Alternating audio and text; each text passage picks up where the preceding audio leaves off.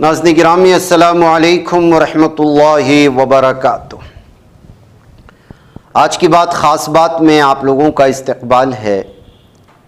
ناظرین گرامی، میں انصار عزیز ندوی اس وقت دن بھر سے آئی ہوئی کچھ اہم ترین خبروں کی تفصیلات لے کر آپ لوگوں کی خدمت میں حاضر ہوں۔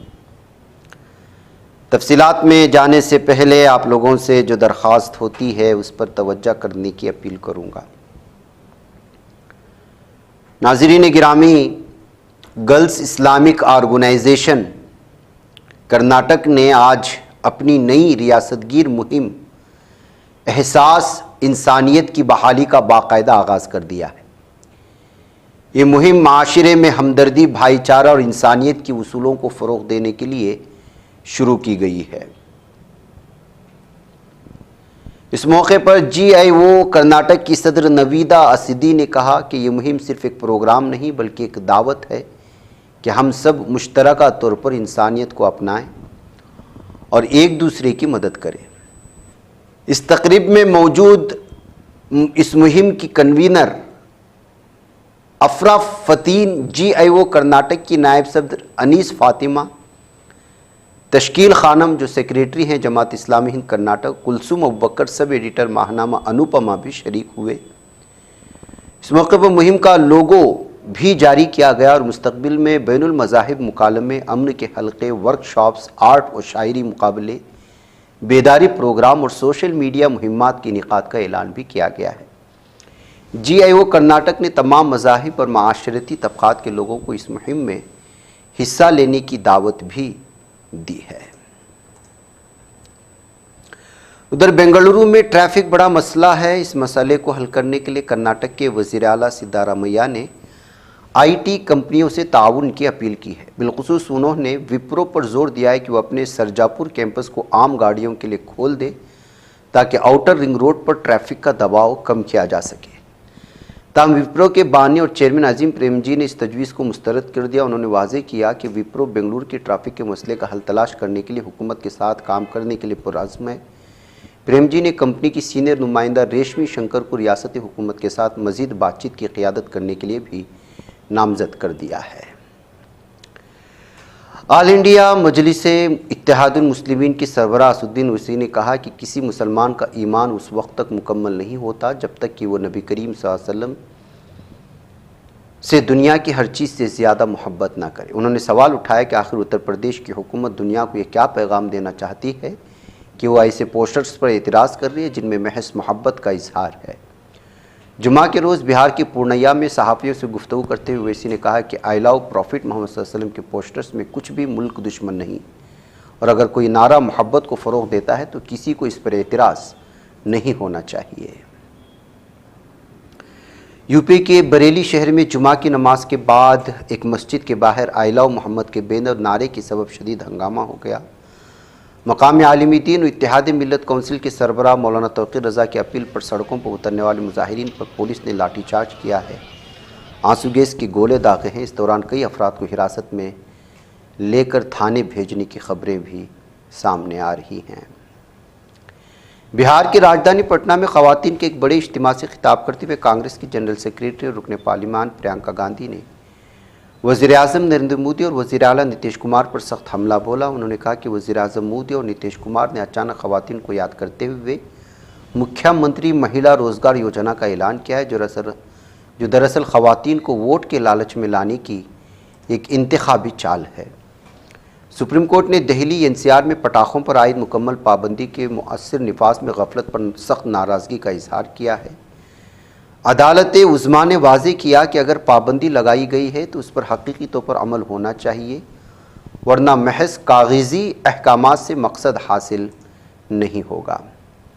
سماجی کارکن یوگیندر یادو نے بہار میں ووٹر لسٹ کی خصوصی گہری نظر ثانی کو براہ راست نوٹ بندی سے تشبیہ دیتے ہوئے کہا کہ ایک ایسی بیماری کی تلاش میں نکلی دوا ہے جو خود بیماری سے زیادہ خطرناک ثابت ہو رہی ہے۔ انہوں نے واضح کیا کہ بہار کے 7 کروڑ 24 لاکھ ووٹروں میں غیر ملکی مسلمانوں کی شناخت محض 215 ناموں تک محدود رہی، جبکہ شور شرابہ اس انداز میں مچایا گیا جیسے لاکھوں کی تعداد میں جعلی ووٹرز موجود ہیں۔ بہار میں RJD کے صدر لالو پرساد یادو کے بڑے بیٹے اور سابق وزیر تیج پرتاپ یادو نے اپنی نئی سیاسی پارٹی کے قیام کا اعلان کر دیا، جس کا نام انہوں نے جن شکتی جنتا دل رکھا ہے، اور دعویٰ کیا ہے کہ انہیں الیکشن کمیشن کی جانب سے انتخابی نشان بلیک بورڈ الاٹ کیا گیا ہے۔ بہار میں اسمبلی انتخابات کے پیش نظر سیاسی پارٹیوں میں تو سرگرمیاں تیز ہو چکی ہیں، لیکن کمیشن بھی پوری طرح سرگرم دکھائی دے رہا ہے۔ ووٹ چوری اور جبراً ووٹ حذف کیے جانے سمیت اپوزیشن پارٹیوں کے مختلف الزامات کا سامنا کر رہے الیکشن کمیشن نے گزشتہ ماہ میں کئی اصولوں میں تبدیلی کی ہے تاکہ ووٹرز کا بھروسہ قائم رہے۔ اتراکھنڈ میں UKSSESC گریجویٹ لیول کی بھرتی کا پرچہ لیک ہونے کے بعد نوجوانوں میں غصے کی لہر دوڑ گئی ہے۔ محنت کے باوجود امتحان کا پیپر افشا ہونے پر طلباء و طالبات اور بے روزگار نوجوان سڑکوں پر نکل آئے ہیں۔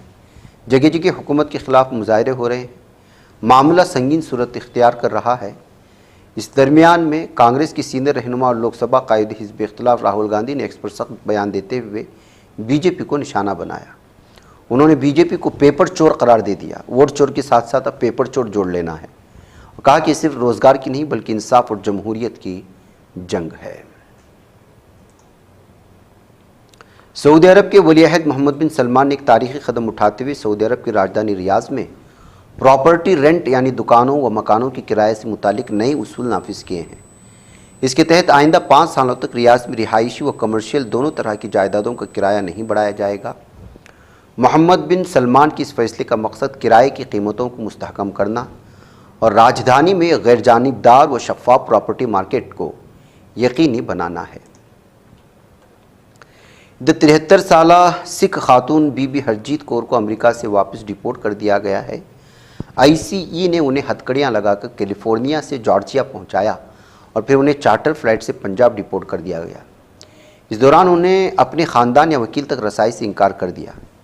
پچھلے 48 گھنٹوں سے انہیں بستر نہیں دیا گیا۔ دوائی کے لیے کھانا مانگا تو انہیں صرف ایک آئس کیوب ٹرے اور سینڈوچ دیے جانے کی بات کہی گئی ہے۔ مشہور آسامی گلوکار زبین گرگ کی بے وقت موت کی تحقیقات کر رہی خصوصی تفتیشی ٹیم نے موسیقار شیکھر جیوتی گوسوامی کو گرفتار کیا۔ گوسوامی اس کیس سے جڑے متنازع یاچ ٹرپ پر موجود تھے۔ اسے پوچھ گچھ کے لیے حراست میں لے لیا گیا ہے، تاہم ابھی تک اس کے خلاف الزامات کا انکشاف نہیں کیا گیا اور نہ ہی یہ واضح ہے کہ ان کے خلاف کیا الزامات عائد کیے گئے ہیں۔ جماعت اسلامی ہند کے نائب امیر ملک معتصم خان نے اس وقت سیاسی طور پر جانبدارانہ ملک کی تہذیب کے خلاف قرار دیا ہے۔ آپ صلی اللہ علیہ وسلم سے محبت کا اظہار کرنے والے مسلمانوں کے خلاف FIR درج کرنے کے لیے انہوں نے اس کی مذمت بھی کی۔ جماعت اسلامی ہند کے نائب امیر ملک معتصم خان نے کہا کہ سوچ ہی ہے کہ مجھے پیغمبر محمد مصطفیٰ صلی اللہ علیہ وسلم سے محبت ہے کا نعرہ کسی طرح فرقہ وارانہ انتشار کو بھڑکا سکتا ہے۔ سراسر غلط ہے۔ ہندوستان کی مشترکہ تہذیب اور تمام مذاہب کے احترام کے نظریے کی توہین ہے بتایا جا رہا ہے۔ بنگلہ دیش کی سابق وزیر اعظم شیخ حسینہ ان کے خاندان کے خلاف محمد یونس کی قیادت والی عبوری حکومت سخت کارروائی کر رہی ہے۔ حسینہ ان کے خاندان اور 10 بڑے کاروباری گروپوں سے بڑے پیمانے پر رقم ضبط کی گئی ہے۔ بنگلہ دیش فائنینشیل انٹیلیجنس یونٹ کی رپورٹ کے مطابق کارروائی کے دوران لگ بھگ 41.68 کروڑ روپیے جو ہے ضبط کیے گئے انڈین روپیز کے مطابق، جبکہ یہ روپیے ٹکا کے حساب سے یعنی کہ بنگلہ دیش کے حساب سے زیادہ ہوتی ہے۔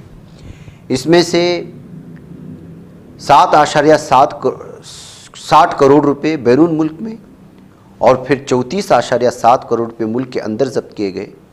روزانہ بنگلہ دیش حکومت تقریباً 1200 کروڑ کا ضبط کرنے کی بات کہی جا رہی ہے۔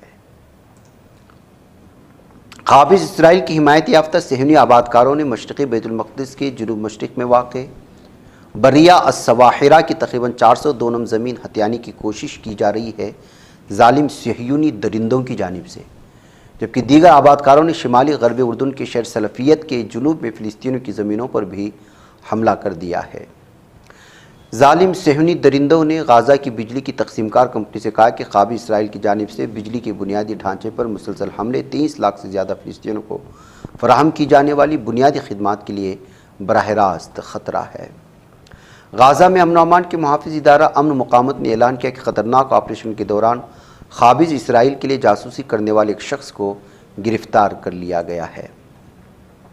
اسرائیلی تنظیم ڈاکٹرز فار ہیومن رائٹس نے انکشاف کیا ہے کہ شمالی غزہ میں واقع کمال عدوان ہاسپٹل کے ڈائریکٹر ڈاکٹر حسام ابو صفیہ، جنہیں دسمبر سن 2024 سے قابض اسرائیل کی جیلوں میں پابند سلاسل کیا گیا تھا، نہایت سنگین اور خوفناک حالت میں قید میں رکھے جا رہے ہیں۔ سلوینیا کی حکومت نے اعلان کیا ہے کہ قابض ظالم صہیونی درندوں کے وزیر اعظم بنجمن نیتنیاہو، وزیر داخلہ و مالیات ایتمار بن گویر اور بزلیل سموٹریچ کو ملک میں داخل ہونے سے روک دیا گیا ہے۔ انہیں ملک میں ناپسندیدہ افراد قرار دے دیا گیا ہے۔ اسلامی تحریک مزاحمت حماس نے فلسطینی اتھارٹی کے سربراہ محمود عباس کی جنرل اسمبلی میں کی گئی تقریر پر سخت رد عمل ظاہر کیا۔ حماس نے واضح کیا کہ فلسطینی مزاحمت ایک قومی اور اخلاقی ذمہ داری ہے جو ہماری ثابت قدم عوام سے اپنے آئینی حیثیت حاصل کرتی ہے۔ یہ حق فلسطینی عوام کا فطری حق ہے جسے عالمی قوانین اور بین الاقوامی ضوابط بھی تسلیم کرتے ہیں۔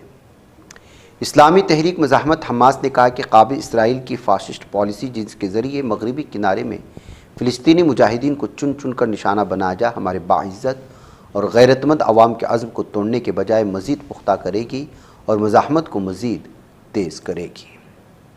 ادھر یمن کی تحریک انصار اللہ کے سربراہ عبد الملک الحوثی نے کہا کہ غزہ میں جاری مزاحمتی کارروائیاں، جن میں سنائپر فائرنگ، گھات لگا کر حملے، بارودی سرنگوں کے دھماکے اور راکٹ باری شامل ہے، قابض صہیونی دشمن کے خلاف فلسطینی مجاہدین کی ایمان افروز اور عظیم صبر و استقامت کی روشن مثال ہیں، حالانکہ دشمن مسلسل قتل عام اور محاصرہ مسلط کیے ہوئے ہے۔ ناظرین گرامی، آج کی بات خاص بات میں اتنا، انشاءاللہ پھر آپ لوگوں سے ملاقات ہوگی۔ مجھے اجازت دیں۔ السلام علیکم ورحمۃ اللہ وبرکاتہ۔